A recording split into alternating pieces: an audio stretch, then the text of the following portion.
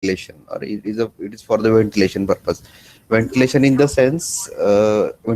sense whenever we are having a hot material inside the mold cavity, so generally gases are generated, or even during the closing the mold, there is a possibility of getting atmospheric air inside the mold cavity. Okay, so this trapped gases or trapped air is required to remove out from the mold cavity. Otherwise, it will trace some path. It will try to move out when pressure is applied, and it will trace some path in the form of holes, in the form of voids. Okay, and that is again not desirable in case of final product. Okay, so that's what the mold heating and mold venting.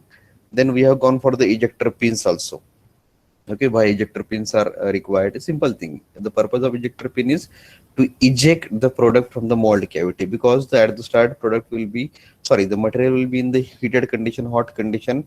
It will try to stick to the mold surface while cooling, and already see, while cooling it, it has already expanded, the volume expansion will happen. So to remove the product easily from the mold cavity, we are using this ejector pin. Okay, so that's what was the concept of ejector. Getting it? Okay, so simple thing, ejector pins are the bouncers of the mold. Okay, so to remove the product from the mold cavity. Okay, now we will start with the basic design parameters of compression mold. Okay, so this is our today's topic. Let me check, internet is there. Okay, if sometime you will not getting voice or screen, just let me know. Okay, maybe possibility of losing the connectivity. Right, so we are going to study this basic design parameters which are required for compression molding, and even in the another molding also these are the basic parameters required for calculation purpose and for the designing purpose, right? So the first one is bulk factor, then projected area, then we are having a clamping force, then land dimension and ejector pin length. Getting it? Okay, so we'll start with the first one, the bulk factor. Okay, the first one is a bulk factor, this bulk factor. Okay, the first one. Now while studying the bulk factor, first of all, see, whenever you will listen this word bulk factor, immediately you will get the idea it is something related to the bulk modulus, something related to the bulk modulus. Okay, now this bulk modulus concept you have studied, this bulk modulus concept you have studied it in a strength of materials, you have applied it in a machine design, theory of machine, and even this bulk modulus concept is applicable for fluids also. So might be you have studied in a fluid mechanics and also applicable in a HMT, right? So at the many of the places this bulk factor is required. Okay, there we are defining it as a bulk modulus. Here we are defining it as a bulk factor. Okay, so just listen carefully, look at this correct carefully, because these parameters are required for the calculation purpose in the numericals. Okay, so before going directly to the bulk factor, let's understand first of all what is the meaning, or just revise because you are aware about this bulk modulus. Getting it? Okay, so bulk modulus sometimes represented by B, capital B, or sometimes mostly it is in the form of capital K. Getting it? Okay, so in your strength of materials it is represented by capital K or small k. That is a bulk modulus, right? So now simple definition, or if I'll say the definition, or in the formula type, the bulk modulus is defined as delta P divided by delta V by V. Okay, delta P is a change in pressure or variation in the pressure. It is by this change in volume by original volume. Okay, so in short, if I want to say, though it is a delta P by delta V by V, actually this bulk modulus is nothing but a volumetric stress by volumetric strain. Are you getting my point? Okay, if the definition will be, if someone will ask you for the definition of bulk modulus, don't explain it in this way, in the term, in terms of formula. Okay, never ever. Whenever there will be and question for the definition in the interviews. Okay, whenever there is a question for the definition of any such kind of constant or factor, never mention the formula. Okay, formula is a simple representation of that part, and it's not a definition. Okay, so like I told you with respect to stress. Okay, the stress actual definition is a resisting force, internal resisting force per unit area. Getting it? Okay, applied on this area. But when you will having the formula, it is a P by A. Okay, and that time this force or that P is externally applied force we are taking. Okay, so there is a difference. So that whenever definition is asked, it means a different thing. Okay, so definition wise, if you think about the bulk modulus, it is volumetric stress. Delta P stands for volumetric stress divided by volumetric strain. Volumetric stress divided by volumetric stress. Okay, because pressure is nothing but we are applying pressure, in the sense we are giving the stress. Okay, we are applying some force and internally we are getting the resistance, so that it is ultimately a stress. Okay, so it is a volumetric strain, and in the denominator it is obviously delta V by V. You will understand it easily. It is a volumetric strain. Okay, so by definition, bulk modulus is representing ratio of volumetric strain by volumetric strain. Volumetric stress by volumetric strain. Okay. Now this B stands for bulk modulus, sometime capital K.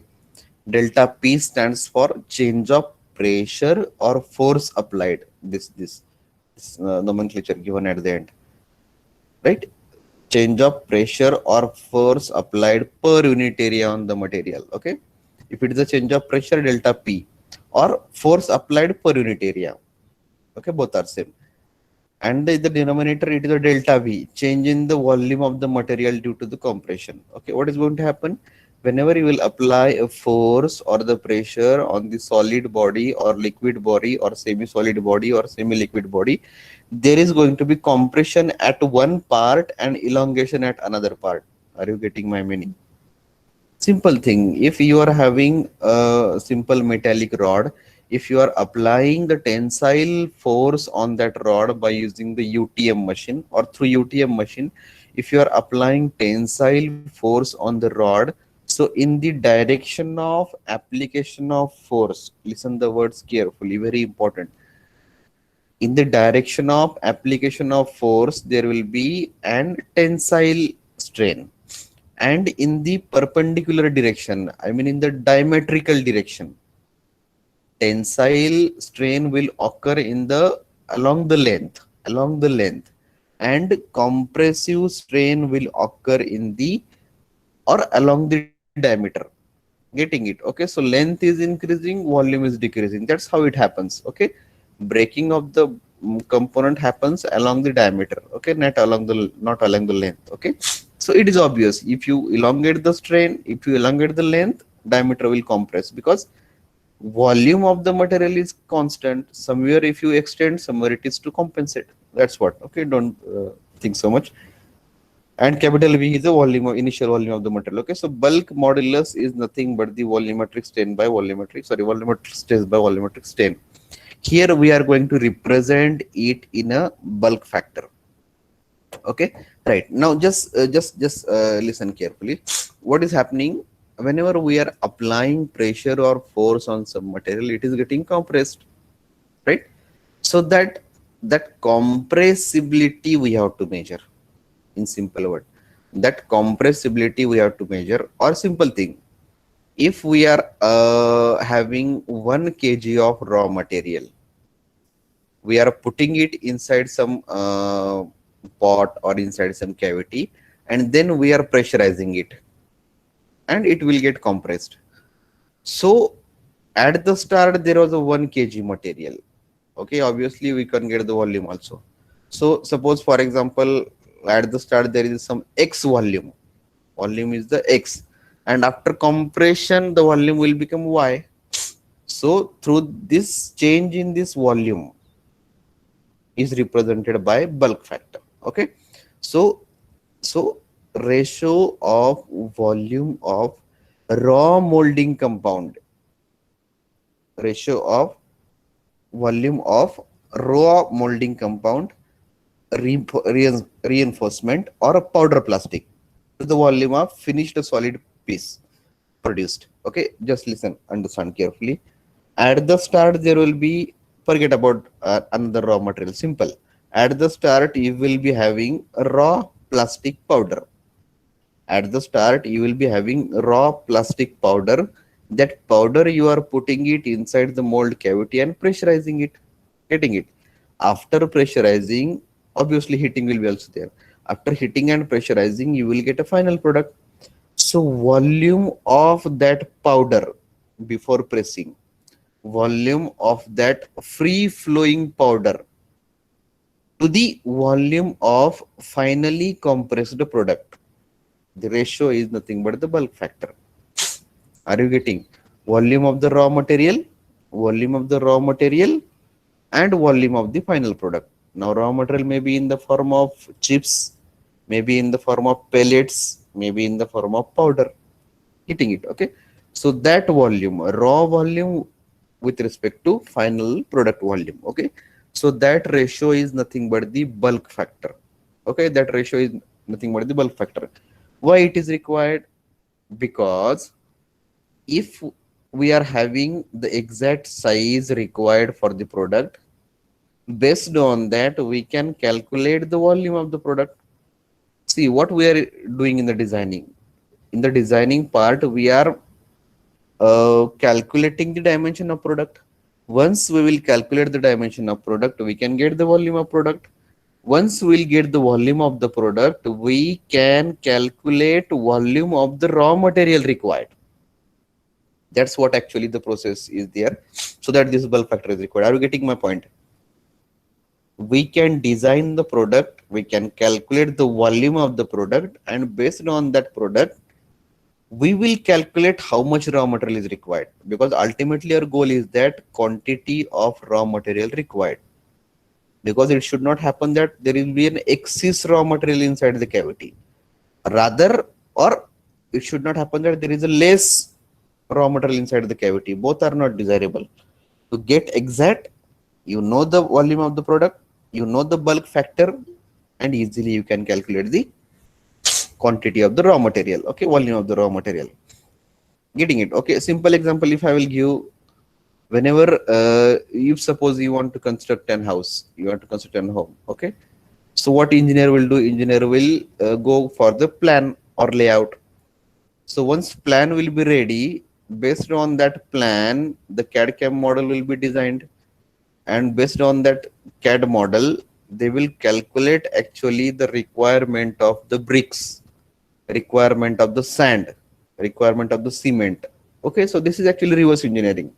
Okay, that's how this bulk factor is important here. Getting it? Don't get confused. Simple, volume of raw material to the volume of final product. That's it. Okay, that's what the bulk factor. Now whenever we are going for molding of plastic component, plastic, going for the molding of plastic product, we are not simply going for using raw plastic powder. Just take the example of bricks manufacturing. In the bricks manufacturing, bricks are made from the soil, sometimes white soil, sometimes red colored soil. Okay, is it like that we are using only soil there? Is it like that we are putting that soil inside the mold and we are pressurizing it? No, we are using water as a binder material. We are using ash, fly ash. We are using ash as a alloying element, composite element. Okay, getting it? Okay, so we are adding fillers. We are adding fillers in that. So obviously that fillers are going to occupy some volume. They are going to occupy some space. So inclusion of different fillers affect the bulk factor. Are you getting? Simply by considering the parent raw material. That means if suppose product is made from the PVC, so I should not only consider volume of the PVC powder. There are going to be fillers material, maybe for getting the colors, maybe for getting the strength, maybe for getting some different properties. But it's simply we are not making a pure product from the pure raw material. We are adding some fillers. So that time you have to consider the volumetric changes because of the fillers also. Okay, so accordingly bulk factor is going to vary. Now the range for the bulk factor in case of plastic is 2 to 3. Bulk factor for general purpose material and most mineral fillers varies between 2 to 3. Okay, maximum 3. Okay, in some rare cases it is a 8 or 10. Okay, but generally the limit for the bulk factor is 2 to 3. Getting it? Okay. Now let's have some formulations. Don't get confused. Just listen carefully. You will understand everything. Let us assume that weight of the part is W. W is the weight of the part in kilogram. Okay, weight of the part is in kilogram. So based on the weight of the part, how you will calculate the volume of the same part? If you know the weight in kg, how you will calculate the volume? Simple, divided by density. Because see, what is the unit of weight? Kg. What is the unit of density? Kg per meters cube. So we want only meter cube. Kg will be cancelled. So volume weight of the part can be calculated by using the density. Sorry, volume of the part can be calculated by using the density. Simple. Weight by density. Weight divided by density, you will get the volume of the same part. Okay, getting it? Okay. Now this rho, just nomenclature, just keep it in mind. This simple formulas, these are required while going for the numericals or while designing the mold. Now this rho denotes density of the plastic material, and K is the bulk factor of the material. K is the bulk factor of the material. Getting it? Okay. Now what I told, I know the dimensions of the final product. I know the density of the product. I know the weight of the product, but I want to calculate volume of the raw material required. Ultimately, I want to calculate volume of the raw material required. Now, how the bulk factor is playing the important role here? Look at this. Suppose K is the bulk factor of the material. Okay, K is the bulk factor of the material. Getting it? Okay. Then loose powder volume required. Loose powder means raw powder. Raw powder. Okay, raw powder required for this manufacturing of the component. Okay, so simple. If you multiply by bulk factor, you will get the volume of the powder. Because see how we have defined the bulk factor. Come to the first slide. Look at here, the ratio of volume of raw powder divided by volume of component.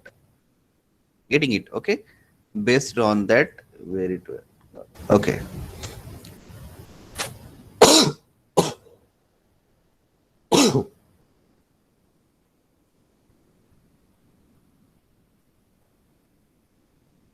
Okay. Okay. So see, the volume of the part is W by rho. Volume of the part is W by rho, and in the formula of K, this volume of the part is at the denominator, so it will be cancelled, and remaining will be volume of the loose powder. Are you getting my point? Okay. So if you multiply by bulk factor to the volume of part, you will simply get the volume of raw material required. Don't get confused. Simple thing, weight of the part is W. How to calculate volume of the part based on the weight? Divide by density. You will get the volume of the component. Volume of the component. Once you know the volume of the component, you are having one formula where it is showing volume of raw material divided by volume of component. So you know the volume of component, you know the bulk factor, you can calculate the volume of the raw material. Okay. So simply the loose powder volume or the volume of raw material equal to W by rho multiplied by K. Okay. Right. That's how simple formula. If flash allowance will be considered 10 to 20% extra. Now, what is this flash allowance? Okay. Now in casting, you may have studied this. Flash means what? This extra material. Now what happens? See, we cannot exactly every time calculate the material required. If suppose 1 kg material, raw material is required for the molding purpose, okay, when you are compressing it based on the volume, based on the heating, based on the pressure, its compressibility depends. Its compressibility depends on the volume, then heating, temperature and pressure. Okay, so always we are giving some extra material, and mostly this extra material come out as in the form of flash. Obviously later on it will be removed out, but we are not providing less material, we are providing extra material, because there is a scope for expansion, there is a scope for flash. Okay, so generally 10 to 20% extra material will be provided, which will play the role of flash. And once you will get the component, this flash part is removed by finishing operation. This flash part is removed. Okay, so this ultimately you will have to multiply with that factor 1.1 to 1.2, getting it. Okay, so this is the loose powder volume required, 1.1 or 1.2 multiplied by W by rho into density. Okay, so that is the formula you are you may need it at the time of solving the problems. Okay, the loose powder volume. Now dimension of powders are also important. Simple thing, there are two cases in your metallurgy. You have studied coarse material, fine material. What is the terminology? Coarse material, fine material. Coarse means what? Whose dimensions or the dimensions of small particles are quite larger, and fine means a very powder type, a very small dimensions, small particles. And coarse means large size particle. Coarse is large size particle, fine is a small size particle.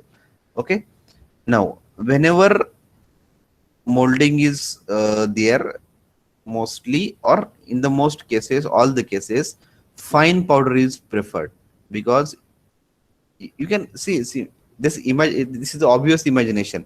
If you are having a fine powder, compressibility is an easy operation.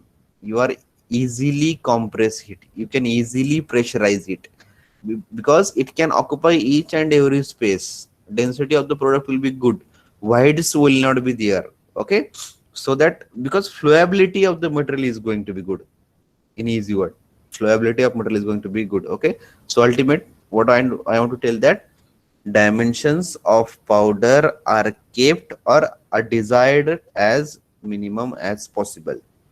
Okay, so that we can give more pressure also, we can give more pressure also, and less obstruction is put in the way of escaping excess molding material.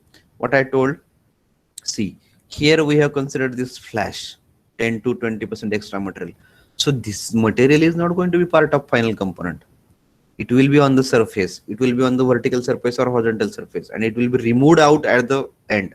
Okay, getting it? So this is extra material. So the space, a small space is provided to exist, to escape of this extra material, because this material is not going to be part of final component. So if powder will be is of the fine nature, of the small size particles, then it can escape easily because of the flowability, getting it? Okay, so that's what they aim. Plastic powder fed into the mold has greater need of space in loose state than has the pressed molding. Okay, simple things. Obviously plastic powder fed into mold has greater need for space. Okay, because see before compression obviously it will take more space. After compression, after pressurizing, it is going to compress, it is density is going to increase, so it will occupy less space. The mold cavity design must allow for sufficient space for the loose powder. See what happens if you take the simple pan, put some powder inside that pan. Okay, and see it will require more space, it will be completely filled, and now just try to pressurize it. Now just try to pressurize it, it will be sink. Okay, it will be pressurized, it will go inside and it will take some small space. It will be compressed. So space required before pressurizing will be more. Sorry, space required before pressurizing is more. Space required after pressurizing will be less. Okay. For the materials having high bulk factor, pressing of such material requires extra high loading. Okay. What does it mean? High bulk factor means what? See, volume of powder or volume of raw material required is more, and final product volume is required ultimately will be a less. Okay. See, it happens in case of when the volume of raw material is less. When it happens, when your size of particle is going to be a more coarse material. Okay, that time bulk factor is going to be more. And whenever you are having coarse material, you need some, or you need extra pressure to compress that material. So more bulk factor, more pressure is required to compress the material. In such cases, punch requires to be long size. Obviously, if you need more pressure, you need a more longer punch, because through longer punch you can go for higher pressure.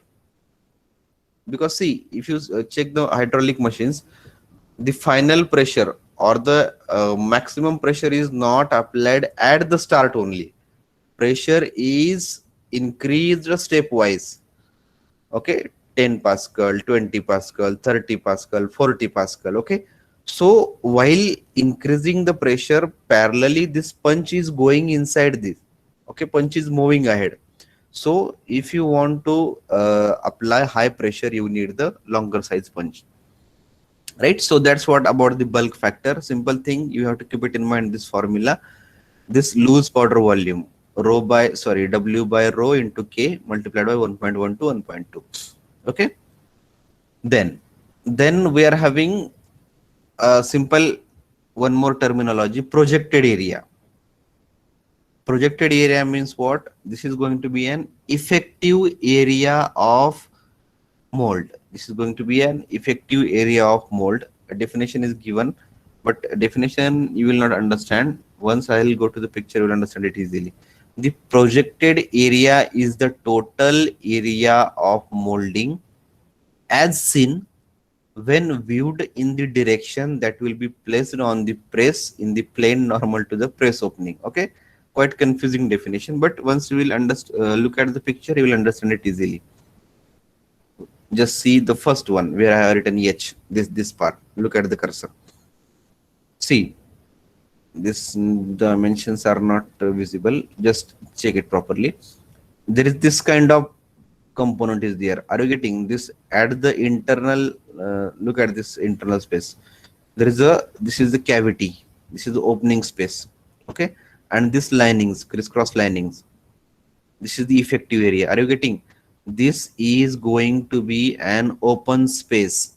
This is going to be an open space. The size of open space, width is small w given at the top. Width is small w, and height of this opening is small h. Okay, so there is a one cavity inside the component, a rectangular component, and the size of total rectangular is, see, length is w, width is capital H. So large size is w into h, and cavity is of the size small w into small h. Are you getting the things? Simple thing, a simple rectangular component having the cavity. So what will be an effective area? What will be effective area? Total area of rectangle minus area of cavity. Effective area of this will be total area of the rectangle minus area of the cavity. The remaining will be only effective area, and that effective area is nothing but the projected area. So projected area in this case will be, look at this at the bottom I have given here, capital W into H, total rectangle area, total component area, minus cavity area, small w into small h, minus cavity area. Getting it? Okay. So this is called as projected area. Okay, this is called as projected area. How you will take this? This is only, and if you look at it horizontally, a plane perpendicular to the punch direction. How punch is going to be there from top to bottom? Okay, and this component will be in the horizontal plane, so that it is defined like this. The projected area is the total area of the molding as seen when viewed in the direction of press. So how the press is moving, how the punch is moving from top to bottom, how the punch is moving from top to bottom. Just a minute, are you getting my voice? How the punch is moving from top to bottom. Okay, so you will have to look in the direction of movement of punch, and the plane perpendicular to the direction of movement of punch, that will be the projected area. Okay, in that view you will get the projected area. Obviously you will have to deduct the cavity areas. The projected area can vary depending on the size of component as well as on the design of cavity. Simple thing, it is obvious. Projected area depends on what? Size of component, then cavities. Because see, size of component minus size of cavities is your effective area. Loading chamber and the compression pressure can also based on the type of plastic material. The projected area can vary depending on the size of component as well as on the side design of cavity, loading chamber, and the compression pressure also can vary based on the type of plastic materials. Okay, so this projected area depends on what? See, component sizing is based on this pressure also. Are you getting? Pressure is defined on the basis of size of component. Okay, or vice versa, both can be possible. Need of the pressure depends on the size of component, or sometimes based on the pressure applied as per the need of the component size is decided. Okay, because see, a very small size component is there and you are applying very huge pressure. What will happen? The component will break down. In that case, based on the pressure, you need to have large size component. Or if you want ultimately to go for the small size component, pressure intensity is also required to be a less. Getting it? Okay, so based on the material, based on the chamber, based on the component size, this projected area depends. Okay, projected area is nothing but the effective area. Projected area is nothing but the effective area. Effective area means what? This area of this particular, see here it is given, total area minus area of the cavity. That is nothing but the projected area. Getting it? Okay, next terminology. See, these are the simple terminologies. Simply they will ask the definitions, but mostly these terminologies are important while designing the component or while solving the numericals. Okay, so one more thing is there, clamping force. Okay, I have not given the details because we are going to see it in next lecture, but as the term comes here, I'll just tell you. Clamping force means what? The clamping force is required to hold both the mold halves in closed position. What is required? See, there are two mold halves, upper and lower. To keep that two mold halves closed under high pressure, so whatever force required to keep that mold boxes closed, that is the clamping force. And on what parameter this clamping force will depend? This projected area. Are you getting? If this project area is larger, we require more clamping force. If projected area is smaller, we require a small clamping force. Are you getting it? Okay. So though the area is larger, but these cavities there are so many cavities. So effective area will be very less. Clamping force requirement will be very less. Okay. So clamping force will ultimately depends on the projected area. Okay, so in detail we'll see this clamping force in the next part. Okay, now we'll go for some of the questions that I have taken. The questions are related to the not directly bulk factor. Here we have defined it as a bulk factor. Actually in the your regular academics it is a bulk modulus. Okay, simple definition is compressive stress by compressive strain. Sorry, volumetric stress by volumetric strain. Sorry, volumetric stress by volumetric strain. Delta P by delta V by V. Okay, so we are having some questions from this category. The questions are taken from GATE and IES. Okay, so now you will have to just a minute. Just answer my questions. Okay. Now the first one. Have you got the meaning of the bulk modulus? Or simple, I will tell. Pressure required to have volumetric compression or volumetric strain. Okay, pressure applied to compress the product, sorry, to compress the material. Okay, that's what the bulk modulus. Now see, I have given it here. Value of bulk modulus for steel is 16 into 10 to the power 10 Newton per meter square. Okay, so it is 160 GPa. So around is 163 GPa. And the value of bulk modulus, hold,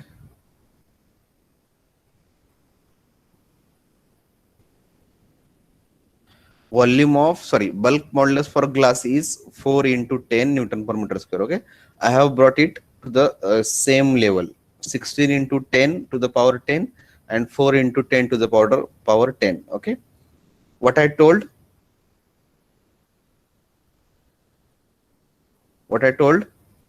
bulk modulus is, किधर गया, bulk modulus is delta P by delta V into V. Okay, keep it in mind. And now the question is, K for steel is 16, K for glass is 4. Okay, now based on these things, can you please tell me which of these two material, steel and glass, which is more compressible? Very simple. Read the first statement.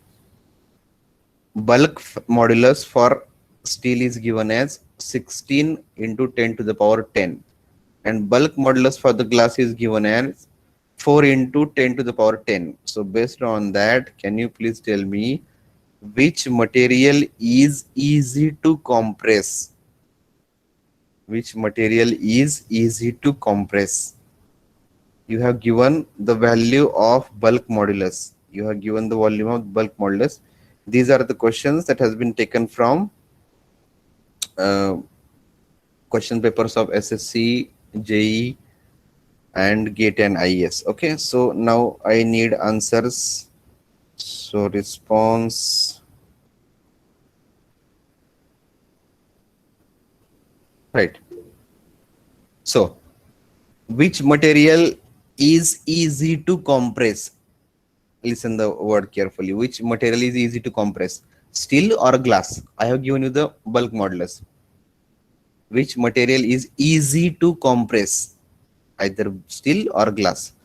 Bulk modulus for steel is 16 into 10 to the power 10, and for glass is 4 into 10 to the power 10. Okay, in short, bulk modulus for steel is 4 times more than the glass. Bulk modulus for steel is 4 times more than the glass.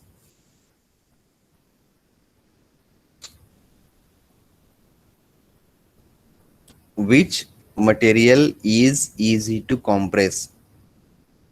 Only two answers. Answer it fast. Are you understanding my question? Simple thing. Just keep the volumetric strain constant. Keep the volumetric strain constant. What does it mean? What does it mean? If this much amount of pressure is applied, for similar strain, for similar change in dimension, I need more force in case of steel. For similar kind of strain,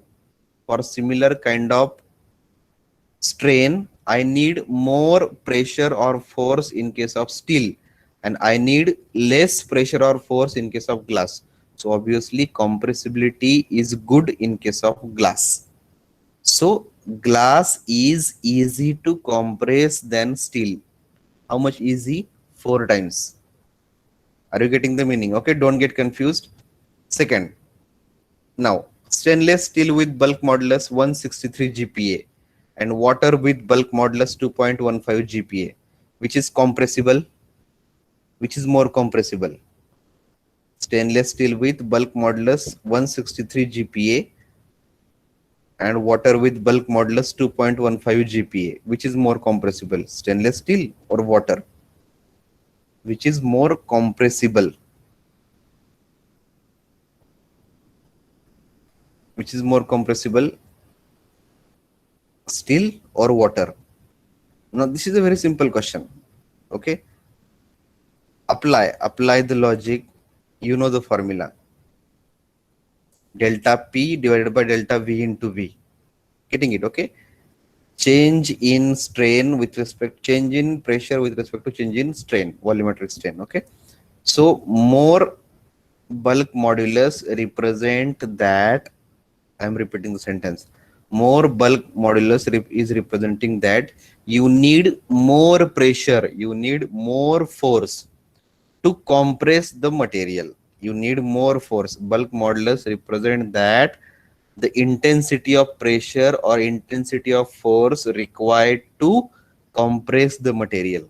So more bulk modulus means more pressure is required, more force is required. So compressibility will be less in case of stainless steel and compressibility will be more in case of water. Okay, so bulk modulus in turn indirectly represents compressibility of material. Understand? Bulk modulus indirectly represent compressibility of material. Okay, now you need to derive one simple thing. What I am telling, stainless steel is having more bulk modulus, so less compressibility. Water is having less bulk modulus, more compressibility. So can I say that bulk modulus and compressibility is inversely proportional? Is inversely proportional. Okay, keep it in mind. Bulk modulus and compressibility is inversely proportional. More bulk modulus means less compressible. Less bulk modulus means more compressible. Okay, now answer the last MCQ. For an ideal liquid, it is from fluid mechanics related to the bulk modulus. For an ideal liquid, bulk modulus is infinite, bulk modulus is 0, shear modulus is infinite, shear modulus is 0. With respect to bulk modulus, what is the answer? For an ideal liquid, okay, you have studied it in a fluid mechanics in your second year. How to define the ideal liquid? Ideal liquid is having bulk modulus as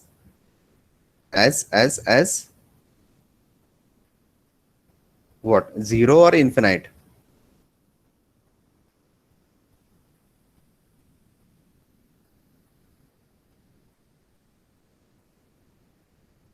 Take the time and tell me. You have studied it. Take the time and tell me.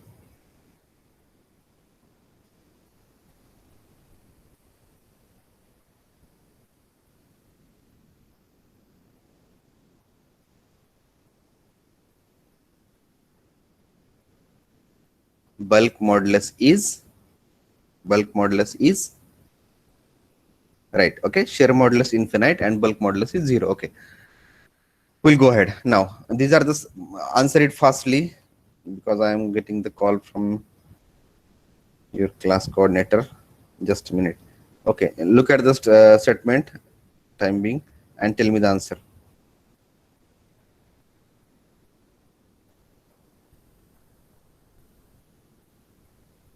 Okay, give me the answer. Option. The relationship between Young modulus, bulk modulus, Poisson ratio. Okay, these are the question. This is the question from SSC. Answer it fastly. Now you have studied it in your second year. Just a minute. Let me stop recording. This is not a part of your syllabus.